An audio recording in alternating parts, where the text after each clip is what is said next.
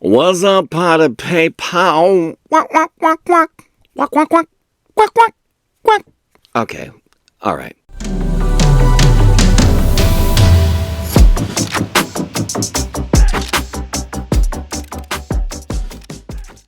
Hey, listen, you know what? Today, I just want to do something kind of fun. I just want to highlight some authors that sent me their books. And a few of these have already been kind of showcased on the channel before, but, you know, I mean, for all the I was going to say dozens of new people, but I don't think that's true.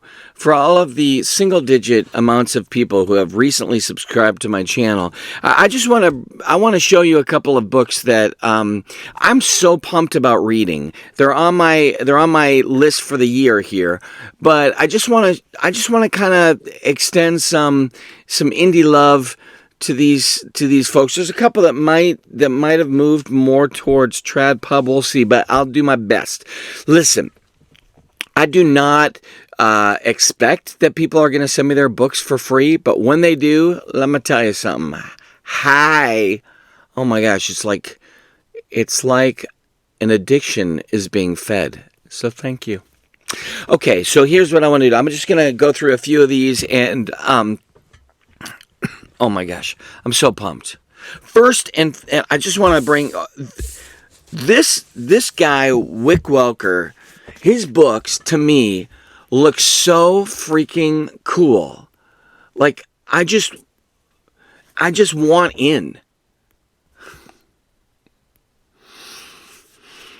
It's going to happen. So, Dark Theory, yeah, I'm pretty sure this is very soon on my list. And Refraction. Now, I bought the digital copies, I believe, ahead of time. And then, I think I had reached out and I asked if I could buy the books and Wick just basically said, let me send these your way, and I was so generous, over the top, because first of all, these books probably weigh 800 pounds. That might be a little bit of an exaggeration, but they ain't light. And so what's amazing to me is just, I mean, they arrived in the mail. He signed them. I just thought, like, come on, how cool is that? So I'm a big fan of, just indie and really creative expression. It's kind of been my whole life, honestly, in some form and fashion, creative expression through music and through, performances, speaking and storytelling and writing. I mean, that's kind of a big deal for me. So whenever I see someone doing this stuff, I'm super geeked about it. And the quality that Welker's got going on here is freaking awesome with these books. So, look, I can't stress it enough, but check those out and just do yourself a favor and give an author a go, you know?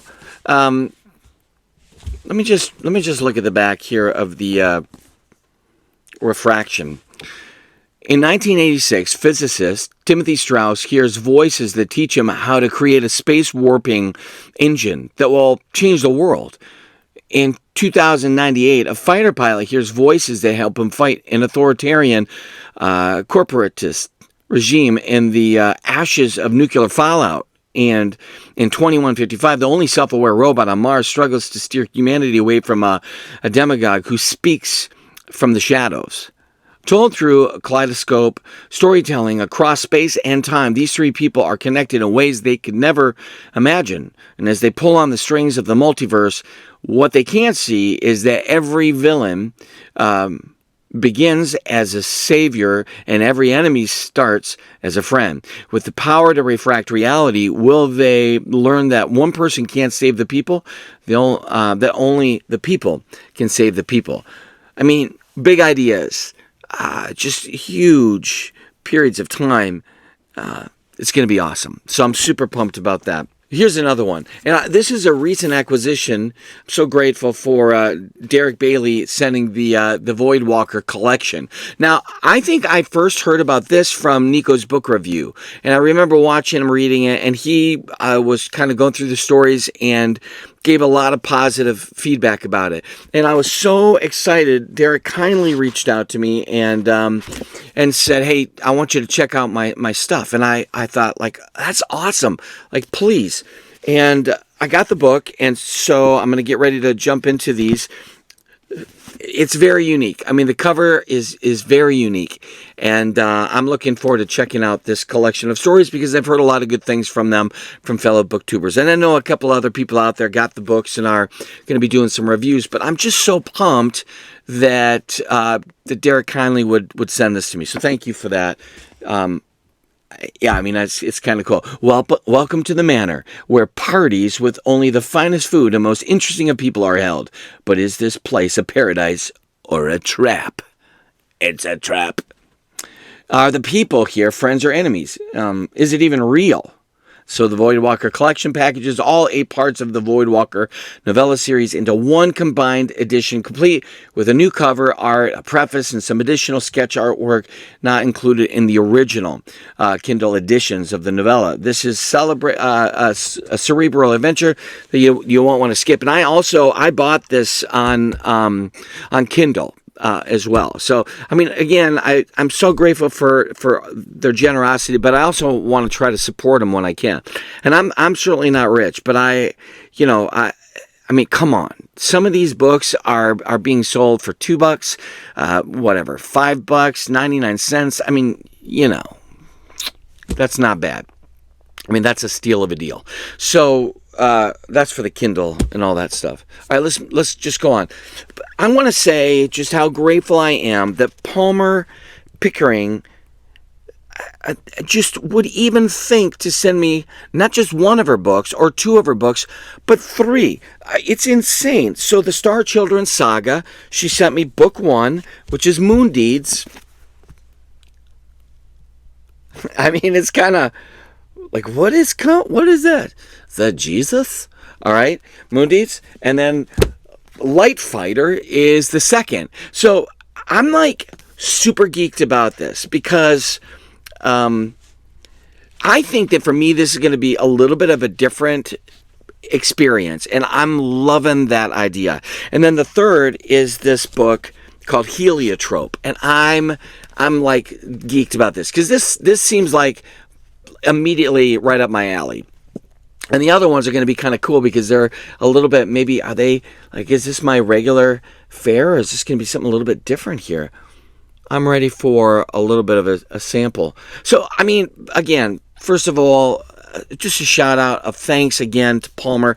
I know I've already brought these up a little bit, but you guys, like, when you hold, like, these books in your hand, like, this is not a cheap mailing. This is a pretty substantial weight, and the amount of heart and effort an author puts into their book, and it's like a massive risk. Like, you're literally saying, I've spent so much of my life pouring myself into these characters. Would you check it out? And so I'm kind of humbled by the opportunity. So I just want to say thank you again, Palmer. A couple more. Anonymous sent me Gurzel, and then he sent me Baden Hill. Now, I listened to the Audible of Gurzel, and honestly, I didn't know what it was going to be about. I thought it was going to be something, and then as that story unpacked, I realized, oh, wow, actually, this is kind of cool. And so I think that I'm not as much into the Audible for these books with him. I think I would prefer to just read them. So I think for Baden Hill, I'm gonna read this one just straight up, and then I'm gonna hopefully get a chance to interview him. I know that Anonymous has been kind enough to say that he'd do that, and I would like to just ask him a little bit more because he's a super smart guy. There's no doubt about it, and what he's wanting to do and how he's writing these stories is pretty exciting. So, yeah, again, I think partly if you kind of like that time period, Arthurian, and you have I don't know, these knights and maidens and the need to battle the dragon and all that good stuff. That there's a lot of that is happening. But I also think that Anonymous is really interested in capturing also what's happening religiously, what's happening culturally, politically. So you're going to get a really kind of a big overview. Here's another one. This James Lloyd Doolin, I mean, everybody is talking about this book. So this is on my, in fact, I should have already gotten to this, so I apologize, but this is happening. So I'm pretty pumped about this book. And honestly, just even the specificity and the care that was done in the bookmark alone. Like, it is such a gorgeous book, and this is totally up my alley, though. I imagine that's what I look like, even though it's not the case. Cassidy Faline, I just want to again thank you. She sent me this Awakening Fire. I actually started this, and I'm pretty excited about it. So this one came in the mail not too long ago, and so just again, I appreciate the risk of here's my my literary baby. Will you check it out? And I'm like, hey, come on now. Now, while this might be a little bit more YA, to me, that doesn't matter. I do tons of work with young people, and I got myself a herd of kids. So that'll be good. This is probably one of the newer ones, C.M. Debble, The Many Shades of Midnight. And I am really kind of excited about this. A mysterious enemy threatens the continent of Alasia and spreading a deadly sickness that kills or transforms everything it touches. In desperation, the king of Lankara sends an envoy to his disgraced former military commander, Elise Rain Sarah, recalling him from exile and begging his aid.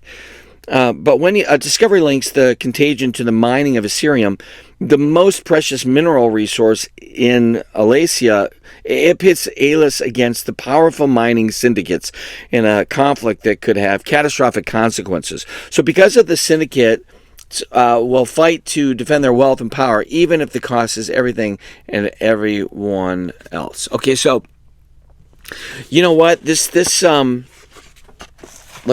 is not going to be a hard read. This is going to be something I think that I'll be able to jump right into and check out.